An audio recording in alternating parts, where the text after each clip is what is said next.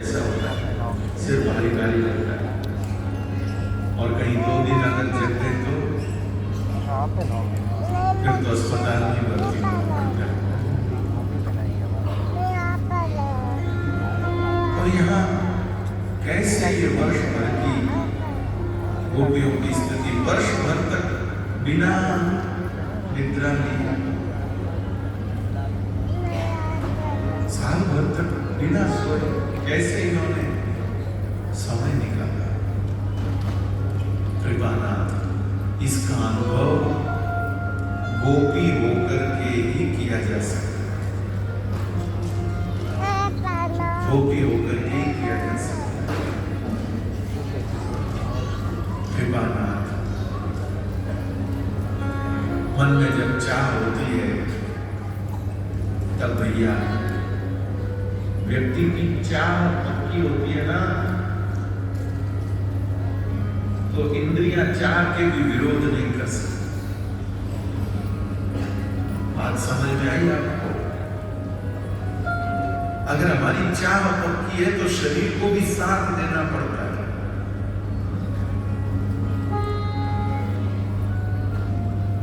कई लोग कहते हैं प्रतिवर्ष हमारे ठाकुर जी का उत्सव होता है, रस महोत्सव,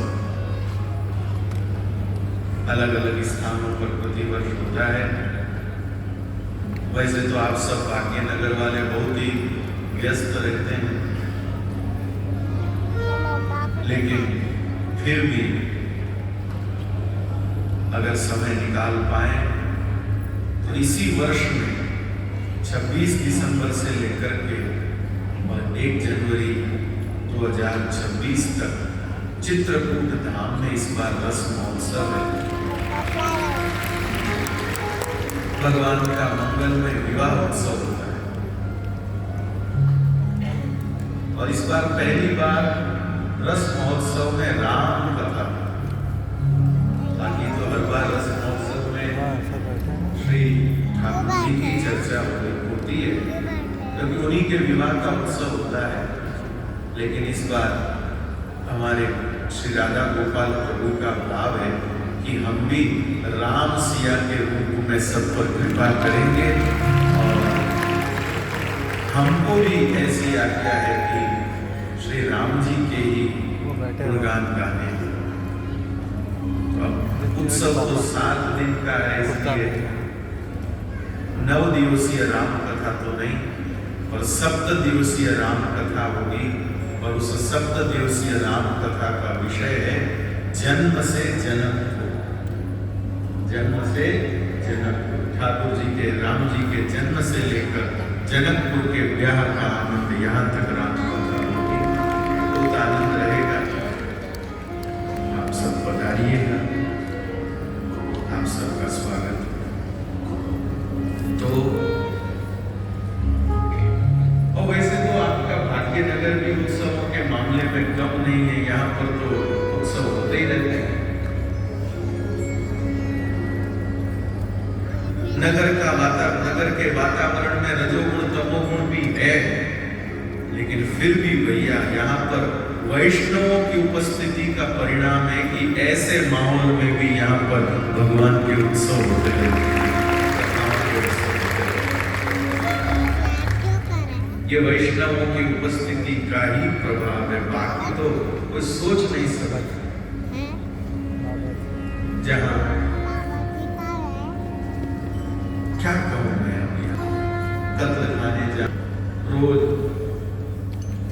सैकड़ों हजारों गायों का वध भी जिस भूमि पर हो रहा है, और ऐसी भगवान की कथा का भी गान हो रहा है। बताओ, लगता है मन में भाई ये भगवान की क्या लीला चल रही है। और एक ही बात समझ में आती है, वैष्णवों का प्रेम है, और वैष्णव लोग ही, भक्त लोग ही गो रक्षा का काम भी कर रहे हैं। मेरे भाई बहन, इस अभियान में कितने लोग साथ आते हैं, नहीं आते हैं, इससे हमको कोई फर्क नहीं पड़ता। मैं, मेरा व्यवहार इस बात पर नहीं बनाता हूं कि कौन हमारी गौशाला में मदद करता है, कौन नहीं मदद करता। हमारा व्यवहार उस पर है ही। सिर्फ आपके दिल में पीड़ा है ना गाय के लिए, आपके दिल में दर्द है ना गौ माता के लिए, बस उतना ही हमारा काम। जिस आदमी के हृदय में गौ माता के लिए पीड़ा है वो पथमेड़ा का सदस्य है। जिस आदमी के हृदय में गौ माता के लिए पीड़ा है वो ध्यान फाउंडेशन का सदस्य है। जिस आदमी के हृदय में गौ माता के लिए पीड़ा है वो गोवत्स फाउंडेशन का सदस्य है।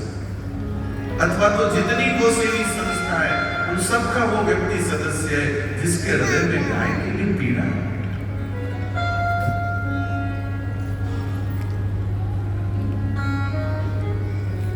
हमारे लिए तो इतना ही, गाय की पीड़ा आपको विदित हो, आपके मन में एक कसक हो कि नहीं। आप जब रोज भगवान को प्रार्थना करते हो, जब शंकर भगवान को रोज एक लोटा जल चढ़ाते हो, बिल्व पत्र चढ़ाते हो, तो एक बिल्व पत्र इस नाम से भी चढ़ाते हो, प्रभु गाय सुखी हो, गाय सुरक्षित। इतना भी जो व्यक्ति कर रहा है वो गो भक्त है और हमारे लिए प्रणम्य। जिसने धनराशि दी है हम उसको दुपट्टा पहनाते हैं, जिसने चेक आदि दिए उसको हम मंच पर बुलाते हैं, उसको मोमेंट को देते हैं। लेकिन जो रोज माला फेरते समय एक माला इस बात के लिए फेर लेता है प्रभु गाय सुखी हो, उसको तो हम दंडवत करते हैं।